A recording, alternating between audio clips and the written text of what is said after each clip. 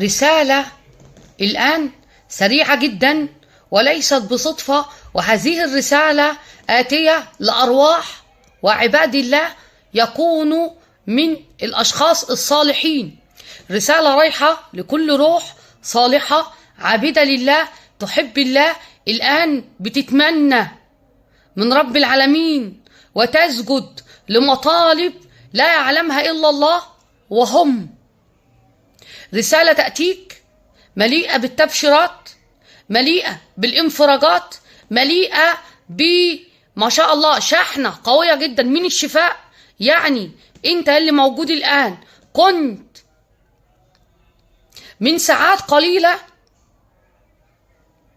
محاط بطاقات منخفضة جدا جدا جدا، والأشخاص مليئة بطاقات منخفضة كانت تاخدك للأسفل. رسالتك الآن بتقول لك ابعد عن أي هموم، عن أي حزن، عن أي تشتت في العقل، ابعد عن اليأس. قوم الآن اتوضأ، صلي ركعتين لرب العالمين وانت بتسجد اكثر من قول شكرا يا رب، الشكر لله وامتن كتير لله، وردت طول اليوم الله اكبر الله اكبر الله اكبر، وانت اصلا عماله تاتي ليك علامات وانت مش متبعها، مش واخد بالك منها. انتبه للعلامات اللي عماله تاتي ليك.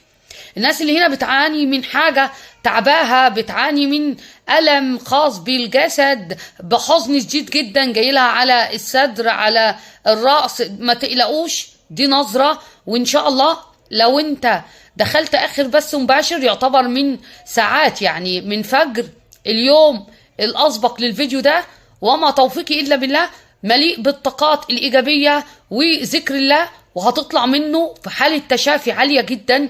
القناة هنا مجانا، علاج للجميع بقوة الله، لرفع طاقتك النورانية وطاقتك الإيجابية لتحدي صعاب الدنيا. لأن أنت يلي بتسمعني حاسس بدرجة عالية جدا جدا جدا من الإحباط ومن اليأس، أو حاسس أن أنت فاشل في شيء، اطلع من الطاقة دي نهائي. أنت عندك دعم قوي جدا من رب العالمين، دعم إلهي ودعم ملائكي.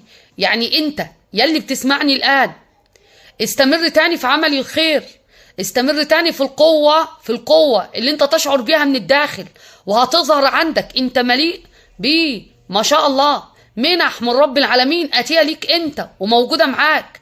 للأسف انت مش عارف تستثمرها، انت مش عارف تخرج الطاقة النورانية اللي جواك. الناس هنا روحانية وبشدة، الناس هنا على قد ما انت طاقتك جميلة جدا، على قد ما انت نوراني جدا، على قد ما انت اللي بتشعر بيه بيحدث بالفعل، على قد ما انت تشعر بالتقرب لله بدرجة رهيبة، وما توفيقي إلا بالله.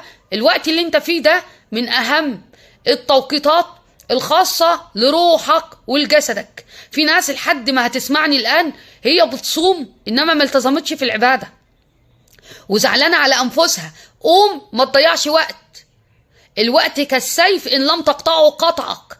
انت هتلاقي في القناة بثات مباشر فوق ال3 ساعات والساعتين، ده مش راغي، خلي بالك. السيدات هنا والستات هنا اللي واخدة على كلام في الجوال كتير، واخدة على انها تضيع وقتها في حاجات مش بتفيدها، ادخلي اسمعي البث ده وانت بتحضري الطعام لأولادك، هتشوفي بنفسك شحن الطاقة الإيجابية اللي انتوا نفسكم هتشعروا بيها. حاجات بسيطة جدا تقدري تعمليها في بيتك تحولي طاقته نهائي. الصدقة يا أحباب الله، الصدقة قال رسول الله صلى الله عليه وسلم ما نقص مال من صدقة. صدقت يا حبيبي يا شفيع يا رسول الله. اوعى تفتكر ان انت لما تطلع من اكلك هيقل، اوعى تفتكر ان انت لما تخرج من مالك هينقص، اوعى تفتكر لما انت تكسي حد محتاج ان هو يتستر. لان اي حاجة تخص الملابس او كسوة الاخرين انا بالنسبة لي اسمها ستر، انت بتستر عبد، فالناس دي ربنا يسترها دنيا واخرة.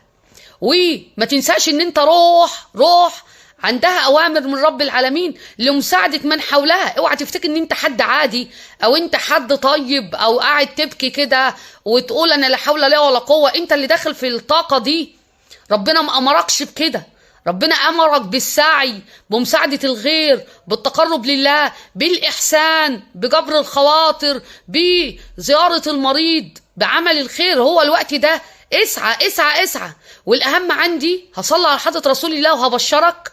اللهم صل وسلم وبارك على سيدنا محمد، شجرة الأصل النورانية ولمعة القبضة الرحمانية وأفضل الخليقة الإنسانية وخزائن العلوم الاصطفائية، صاحب القبضة الأصلية والبهجة السنية والرتبة العليا، من اندرجت النبيون تحت لواءه فهم منه وإليه. وصل وسلم وبارك عليه وعلى آله وأصحابه عدد ما خلقت ورزقت وأمت وأحييت إلى يوم تبعث من أفنيت، وسلم تسليما كثيرا. والحمد لله رب العالمين. حياكم الله كل الموجودين في قناة صابرين والطاقات الإيجابية. الله يبارك في أعماركم ويبارك في رزقكم ويبارك في أحبابكم. الله يزيدكم ما ينقصكم أبدا أبدا أبدا. كل التحية والامتنان الناس اللي بتدعي لأبي رحمه الله، والكل غالي وفقد. الدعوة المتوفي بتاخد لحظات بنتظرها من الأحبة. يا مخلصين اخلصوا لمن فقدتموهم، يا أوفياء أوفوا بالعهود. اوهبوا ليهم الصدقة، اوهبوا ليهم عمل الخير. طول ما انت واقف تعمل لقمة تفطر بها صايم، لقمة تأكل بيها أطفال، قاعد حاسس ان رزقك قليل، لا احمد ربنا على اللي في ايدك وهو هيزيد. الأهم من الرزق والأهم من تواجد المال البركة فيه، الأهم من الذرية ومن الأولاد البركة فيهم. احذروا من الدعاء على أولادكم. أنا بحذر نفسي وبحذركم من النقطة دي. والله يبارك لكل الداعمين في القناة هنا، وما توفيقي إلا بالله. كل المشتركين في الانتساب اللي بيرفعوا الإحصائيات، كل اللي موجودين في السوبر شات والانتساب، وكل الموجودين في دعم المحفظة والإطعام، يجعل لكم الأجر والنصيب لكل الدعوات اللي بتجيلي لوجه الله وبتيجي لأبي، لكم فيها الأجر والنصيب. انت يلي موجود هنا ولحد الآن مش ملتزم في العبادة، ابدأ من الآن، ابدأ من الآن، ابدأ غير حياتك، ابدأ حي على الصلاة، حي على الفلاح، ابدأ بالطهارة. طول ما انت مخنوق حزين داخل عليك الطاقة دي، قم توضأ واستعيذ من شر الشيطان وشركه. أذكار الصباح والمساء، أذكار الصباح والمساء يا عباد الله الصالحين، انتم سفراء لدينكم. اوعى تفتكر ان الرسالة دي جاية لك هنا صدفة او انت روح عادية. انت اسمك معروف في السماء وفي الارض. ساعد عباد الله، اجبر، انزل، اطلع من الوحدة اللي انت فيها. الوقت اللي انت فيه مستخبي فيه دي مش رسالتك، دي مش رسالتك نهائي. غير قدرك، غير قدرك وارفع الامتنان لله. الناس اللي هنا تقول وبتبص على نفسها ان انا حد يعني مش فيا كل الصفات لأولياء الله الصالحين. انا مش عايزاك داعي اسلامي، انا مش عايزاك داعي، انا مش عايزاك تعتقد انك لازم تلبس الجلباب وتربي اللحية وتبقى كل الاسرة اللي انت طالع منها او العيلة اللي انت طالع منها وتنتسب ليها بنفس الوصف. انت داعي لدينك، ملكش دعوة. بلغوا عني ولو آية. اطلع عني من الناس. يعني ايه الصلاة؟ يعني ايه التقرب لله؟ يعني ايه الصدقة؟ يعني ايه العطايا لله والوجه الله؟ يعني ايه نطهر قلوبنا؟ يعني ايه نحمد ربنا؟ يعني ايه نتقرب؟ يعني ايه نستغفر الله على ما فات؟ انا عايزاك سفير للإسلام. انا عايزاك سفير لأهلك. انا عايزاك تطلع. والناس اللي هنا كانت في الأسرة دي تقول ده أنا والدي كان بتاع مشاكل، أنا والدتي كانت كذا. يعني مش الناس اللي هم شايفينهم قدوة أو مثل أعلى للإسلام. أنت هتغير حياتهم. أنت مجرد ما روحك تبقى صالحة وتتغير، والله هتغير مكانهم. حتى لو هم الوقتي ما بين إيد ربنا، اوعى تقنط من رحمة الله عليك. أنت هتغير موضوعهم خالص. انت الدعوة الإسلام من سلم الناس من لسانه وأفعاله وأقواله. مالكش دعوة بالشكل، شوف الشكل لله. انت ربنا ناظر للقلوب، ربك رب قلوب، وانت قلبك نظيف، انت روحك نظيفة، انت بتسعى لرضا الله، انت جالك عطية حلوة جدا. انا شايفة ناس هنا بباب مفتوحة وهي اللي عمالة تقفلها. الناس اللي هنا حاسة تعب استمر معاها، حاسة بخذلان، حاسة بأي كان وضعك، ابتدي اتطهر، امسك كتاب الله، اختم المصحف، ابدأ بسورة البقرة بنية انك بتسلطها على القرين لإخماده وتأديبه بفضل وقوة لا إله إلا الله. وما تبصش تحت رجليك. المتسابقون في الخيرات، الوقت اللي انت قاعد فيه ده ونايم ومتكاسل وماسك الجوال فرحان لي بصحبة وفرحان لي مش عارفة مين بيتكلمني ومين بتلغيني ومين بيكلمني ومين بيلغيني ومين متعشمة فيه هيصرف عليا ومين متعشمة فيه هيعمل لي مش عارفة ايه ومين هيجي يخبط على بابي ومتعشمة لي فيه. ما تتعشمش الا في ربنا، هتتعشم في عبد غيرك هيقطع من جسدك وروحك. ما تشيلش نفسك حمل انت مش قده. كل نقطة في أجسادنا بتنفر من تصرفات العباد. كل حتة في جسمك تحبك لما تستخدمها لطاعة الله، لما تستخدمها للتقرب لله، لما تراعي زوجك، لما تراعي زوجتك، لما تنفق على أولادك، لما تدور كده على مظلمة الغير. امسك ورقة وقلم. قسما بالله العمر اللي فات ما قد اللي جاي. العمر اللي فات يا حبايب قلبي مش على قد اللي جاي. ما تضيعش تاني. كفاية. قول لنفسك كفاية. ابدأ من الآن تقرب لله. ابدأ من الآن انك تتكلم ولسانك يتكلم في ذكر الله. الستات هنا اللي مش قادرة تقوم تعمل لقمة لبيتها ولأولادها، ليه سايبة نفسك لده؟ ليه عمالة تتكاسلي تقولي سحر ايه؟ ده السحر اضعف من طاقة المسلم. السحر اضعف من طاقة المسلم. قومي استعيذي من الشيطان وشركه. قومي انطقي الصلاة على الحبيب المصطفى. قولي اللهم صل على سيدنا محمد صاحب السر العجيب والفرق القريب. قومي اقرأي سورة الزلزلة. ما بتعرفيش تقري؟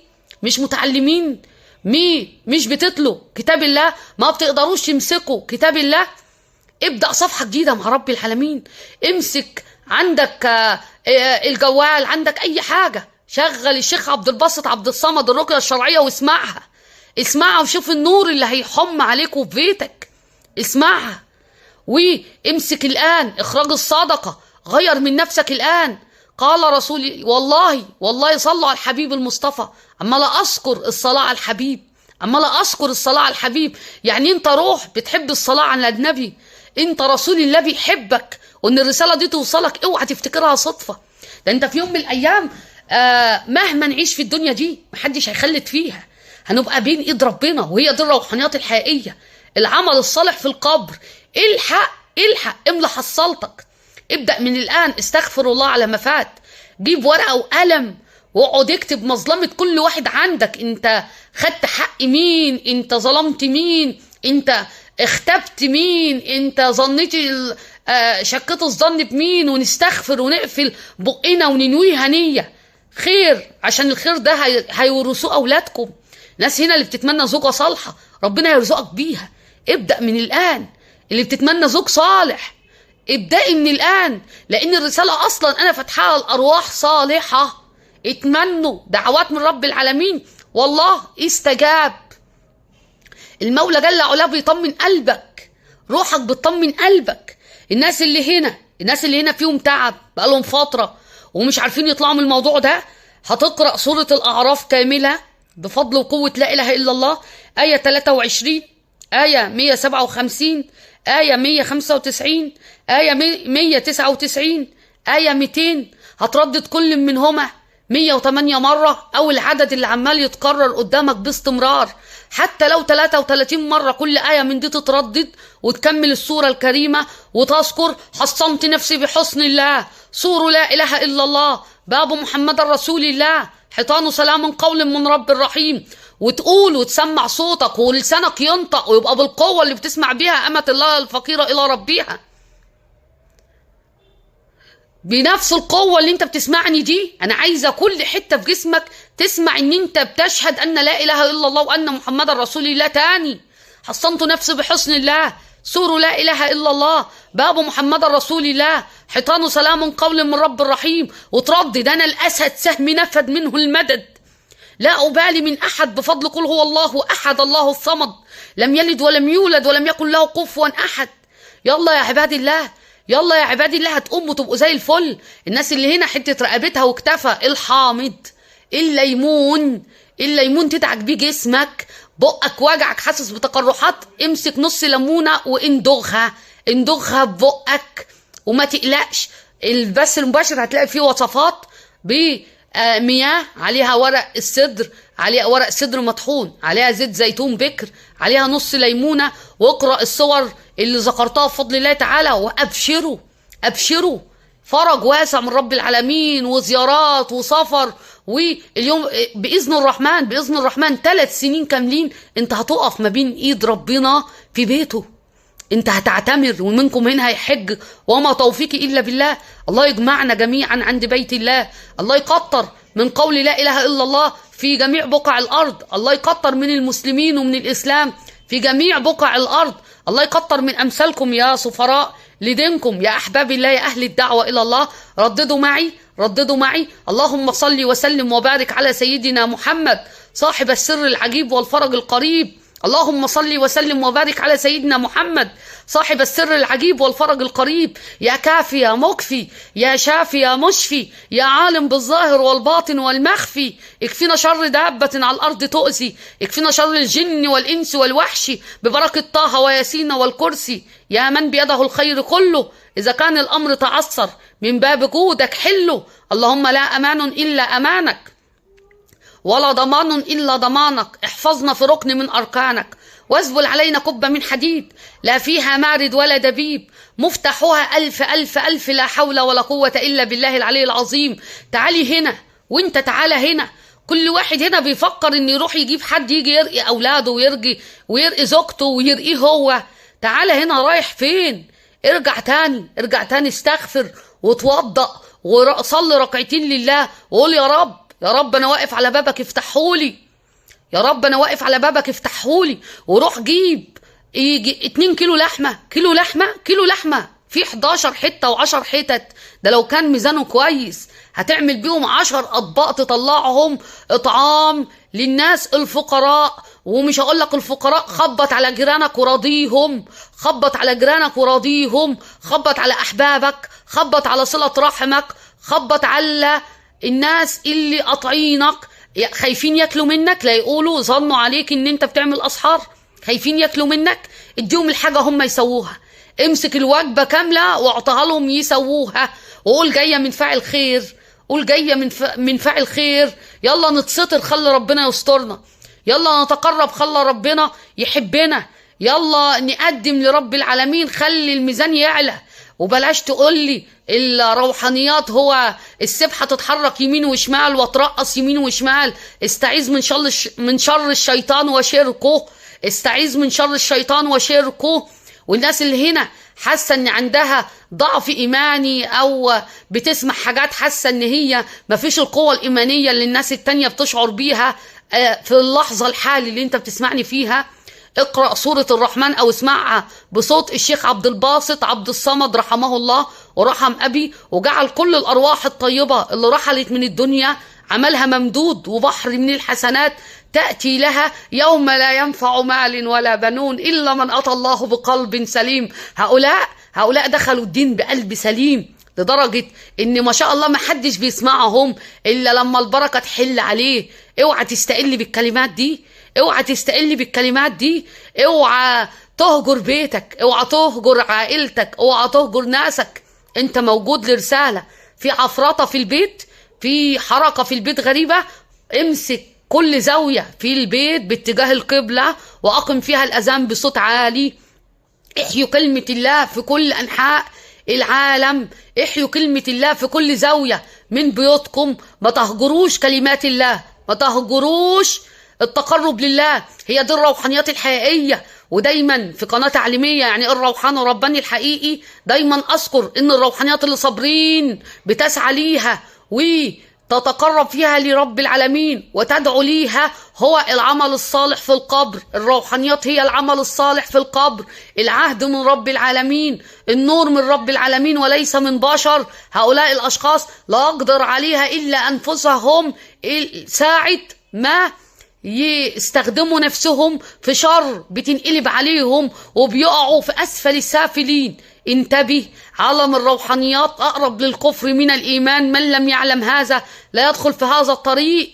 انت سعيك اللي هيوصلك لنجاحك، تقربك لله والدعاء لله هيجعل لك صحبة تشبهك، هيجعل لك بحر من الحسنات ونهر من الحسنات، هو ده النافع ليك. محدش هيخلد في الدنيا الناس هنا معظمها بتشوف اعلانات كتيرة عن الكفن وعن اللي اتقتل، عينك اتعودت انك تشوف الحاجات دي. لا، جسمك ده مهما يكون غالي عندك في يوم من الايام مش هتعرف تحركه، هتنشال على خشبة وهتتغسل، غيرك هيغسلك، غيرك الشاور انت معتاد تكلفه واعمل واسوي، لا، غيرنا هيشيلنا ويحط فينا. الناس اللي ارواحها طيبة وارواحها جميلة وارواحها متقربة من رب العالمين، الناس دي تبشر بجنات الخلد، الله يجعلنا منها ويجعل ازواجنا وذرياتنا واهالينا وابهاتنا وامهاتنا ويجعل كل من له حق علينا من وارثين جنات النعيم، اللهم امين يا رب العالمين. والناس اللي قلبها فيه جحود، روح زور المتوفيين وطلع صدقات وامسك سورة الرحمن اقرأها، ودي من الحاجات اللي لسه قايله لك، اقرأ سورة الرحمن واقرأ سورة المائدة، ولا تنساني من الدعاء، والدعاء لأبي رحمه الله ولكل الداعمين في القناة دي، ما تنساهمش بالدعاء، لأن القناة دي بستان مليئة بالورود، ومش أي ورود نادرة، ورود غالية، ورود مش موجودة إلا في بستان طاهر، وهم موجودين في قناة صابرين والطاقات الإيجابية. قال عنهم حضرة رسول الله: المتحبون في الله اجتمعوا من قبائل شتى وبلاد شتى على قول الله وحب الله يذكرونه. هؤلاء اجتمعوا في قناة صابرين والطاقات الإيجابية على قول لا إله إلا الله، على حب الله، على مساعدة الغير. اوعى يهمك بعد كده من حد، اوعى يهمك بعد كده من حد، ده انت هتمسك الدنيا دي في ايدك كده، لانك خلاص قويت بإيمانك بالله، دخلت في اليقين بالله، عرفت يعني ايه ان ندخل في معية الله. ما تخافش، اوعى تلمس الخوف، اوعى تمسك بكرة، خلي بكرة رب بكرة، لان بكرة كله خير من رب العالمين. اسعى واطلع من اللي انت متخيله ده، واوعى تفتكرها الدعوة دي ولا الرسالة دي جايه لك صدفة، استحالة. قوموا راضوا عباد الله، قوموا اعملوا خير. استودعكم بالله الذي لا يضيع عنده الودائع، عمري ما اتأخر عنكم حتى لو مشغولة وبقى نعمل اطعام ومشغولين في الأسرة، عمرنا ما هنقصر في الرسالة، ومفيش حاجة من اللي بتقعد تسمعها او كذا او كذا، لا لا لا لا لا، وما تديش ودنك لغيرك. يا أيها الذين آمنوا إذ جاءكم فاسق بنبأ فتبينوا، اوعى تسوء الظن بحد، اوعى. استودعكم بالله الذي لا يضيع عنده الودائع. وشكرا لكل الداعمين السوبر شات لرفع الفيديوهات دي، الله يجعل لكم الأجر والنصيب، الله يفيد عليكم جميعا من فائض خيره، الله يعطيكم حتى يراضيكم، الله يجعل الرزق ممدود لا ينقطع أبدا، الله يجعل ما بين إيديكم رزق ممدود ودعوات مستجابة لرب العالمين ومن رب العالمين، ويجعل البركة فيكم وفي كل أحبابكم. والسلام عليكم ورحمة الله تعالى